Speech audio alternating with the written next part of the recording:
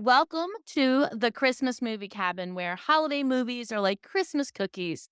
Some are perfectly frosted and others, well, they crumble in the oven. I'm Paula, your host and part time Christmas movie referee, here to keep the team merry and on track.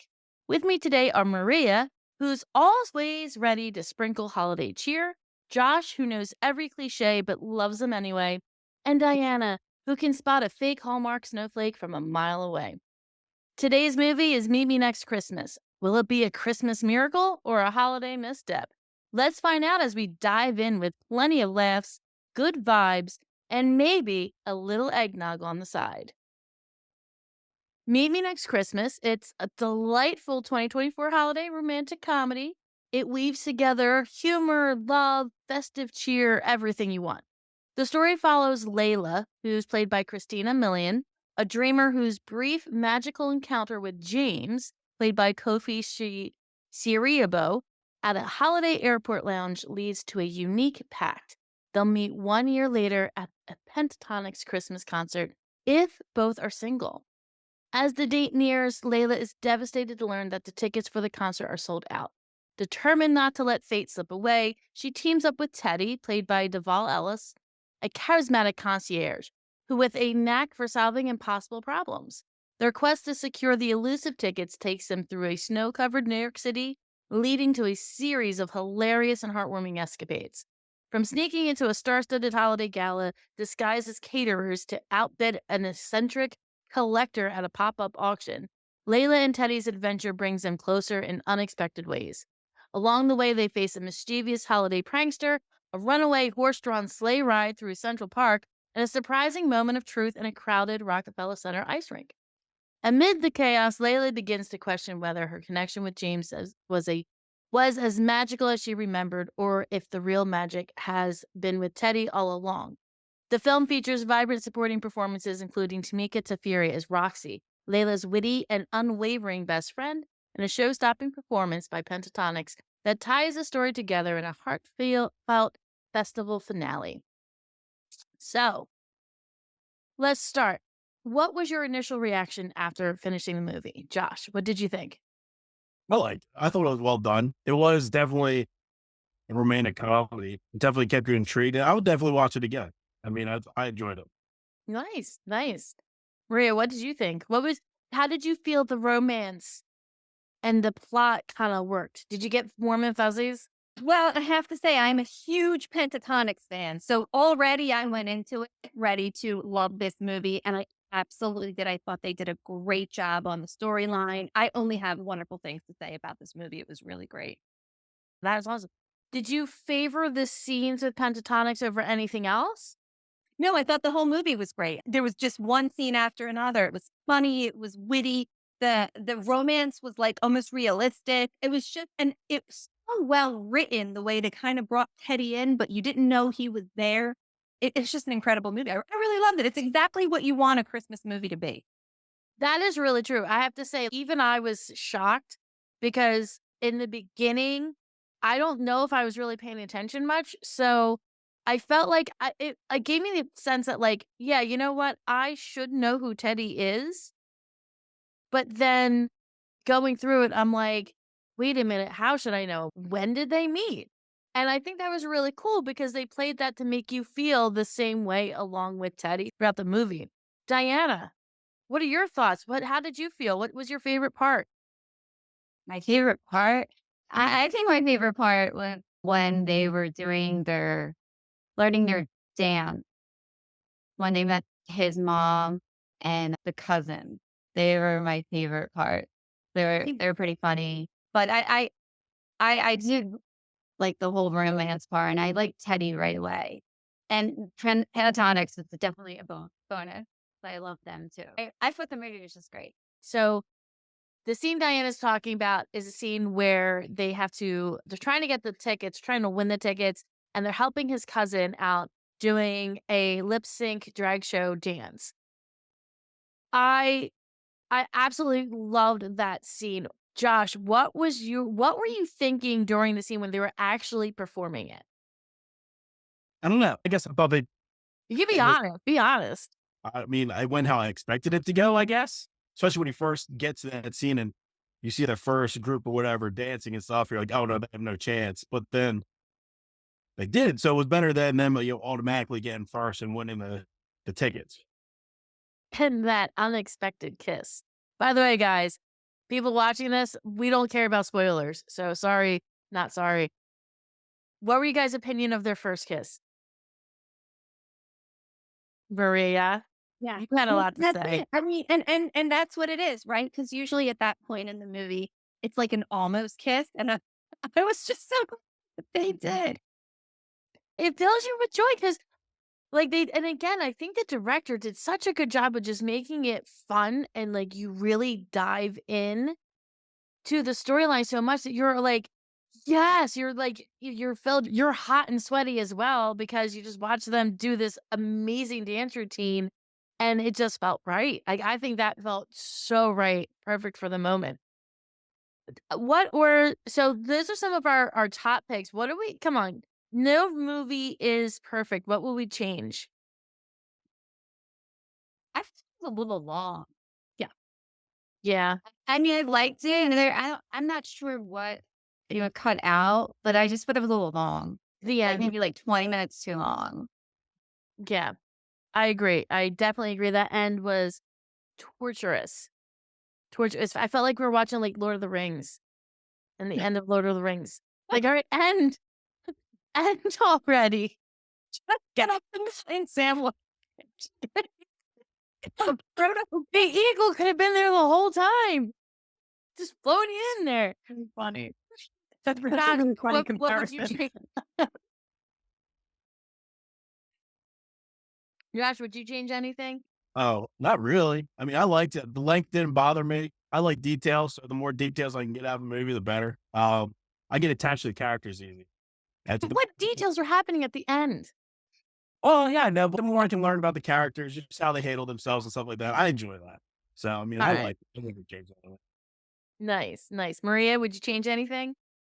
Yeah, like you're right, Diana. It was a little long. I remember thinking that even when I was watching it, I like looked to see how much was left of the movie, and I was like, oh, we still have another half hour, and it seems resolved to me they're going to be together. It's great. Just get to the show already. And it might have been just to watch the Pentatonics performance. I don't know, like that I wouldn't have taken away, but Yeah. that wasn't a half hour. Yeah, I don't know what pretty funny. Warming for like a minute, not even. That's what I'm saying. I don't know what maybe I don't know. I don't have any suggestion as to what could have been cut out. It was a little long, but I loved every scene and every scene gave me the warm and fuzzies. Like you said, Josh, I don't know that I would complain. It was long, but I don't know if that's a negative. I don't know. I don't know. I think I would cut out. I agree it was long. There were some plot lines that I felt didn't need to be tied up. I think they had mentioned at one point he's afraid of heights. And then at the end, I think what really dragged out was him going down the chimney as part of the show. And that annoyed me. That annoyed me. So I'm like, just go already. Like I wanted to push him. Let's move it. I think, and I feel like that's like that was a plot point for no reason. I'm all about continuity and tightening up your plot line. So if you mention it earlier and you have something come, yeah, you got to stick to it. But they really stuck to it. Because I didn't even remember he was scared of heights, but I don't think it was, I definitely don't think it was perfect, but it was definitely a nice opening to this Christmas season. And it did make me want to hang up my tree. That's a plus. We reached the part of the show where now what we're going to do is we're going to rate the movies. Now, if you haven't watched this before, Josh is going to go into how we rate our movies and take it away, Josh. All right, so you just have a couple different things we base our criteria off of. So the first one's going to be like small town, like a small town, or was it based in a small town? And an extra bonus point if it has like a small town name. It was New York City, right? So I mean, definitely not a small town. So I was a no for the first. Christmassy city, the most Christmassy of all Christmassy cities with Rockefeller. That's true. I'm a New Yorker, so I'm a little partial, but Do we give the extra bonus point for the unique name because it is New York City? Did we say yes to that or no? No. I would, yes, because I agree I with was gonna Maria. say, yeah. How much more Christmas can you get than New York? There's about, Okay. I think almost every single Christmas movies based in New York, it feels like. Yeah, that's true. All Or right, not so every we'll go with the single one. point for that But one. you All know. right, we'll give it. Yeah. All right. The second one is there a town busybody? Because most Christmas movie or Hallmark movie always has a town busybody. Does this movie have a town busybody? I wouldn't say busy, but the Pentatonics manager, would you consider her a busybody? I don't think in a sense compared to most other Christmas movies. Mm. No, I would say 'Cause no. I'd say she's more busy with just the Pentatonics than the town itself. Yeah, she was more useless than useful to the love story. I just kind of took it from the very beginning. Yeah. She's very good at saying no. Opposite of a busybody. She's like the town anti. But Yeah. that's New Yorkers for you. No telling. All right. So it's a no for the town busybody. All right. Does the movie have a best friend with loose morals? Yeah, Yeah. I forget her name, but yes. Roxy. Roxy. Yes. I need a Roxy in my life down here. Diana, you got to be my new Roxy. Oh, no. Everybody needs a Roxy. Right. Let's drink the bottle of wine that you procured through the concierge that no one else can find that was for your boss. I want that friend. I mean, yeah. That was a funny scene. All right. The next one is in the movie, were there any kids hoping for or mom or dad to find true love? No. It's a no. Definitely no. All right. The next one, was there Mr. Fix-It? Most Hallmark movies, a lot of Christmas movies have a Mr. Fix-It. Did this movie have a so-called Mr. Fix-It? No. No. Well, Nobody built anything wouldn't Teddy be a fix-it? in a different sense. Yeah, different sense. But also remember, he wasn't very good at his job. You True, but know? his boss was. So she His could be boss. Mrs. Fix-It. Yeah, but she was only seen for, like in the movie, they won't see. Yeah, that's true. No, I vote no. All right, now. No. Fine. No. Fine. Uh, We just want there to be. Good movie. We need more points on the board. I think the reason it's so good is because it doesn't hit any of the criteria. probably one. That is probably very Hallmark true. and Christmassy it is. Better the movie is. That's what we've learned from this. All right, the next one, number 6. Was there an almost kiss scene? Yeah. And When they were Yeah. practicing dancing. Yep. Mhm. Oh, right. So point for that one. Next one, was there a cookie decorating scene? No, but they were making creme brulee. It's sexier than creme brulee. Like, come on. they're No, not cookies. Doesn't count. Doesn't count. no, it doesn't count. I'm with Marie on that one. All right, all right. Like that's where they tried to like make their Christmas movie fancy. Hey, this everyone does cookies. This New York of creme you. brulee. Right. I mean, Although, like cookies. if you think about the continuity, they weren't small town. They went to the town. They didn't. Yeah. You know what? I think we have to give them the creme brulee. I agree. 'Cause There's a baking scene, and they baked it. It's the And then New she York found out, Christmas. and that was a very important scene too. Oh, Then yeah. she found out that he was a chef, and that she ate at the restaurant where he was cooking at.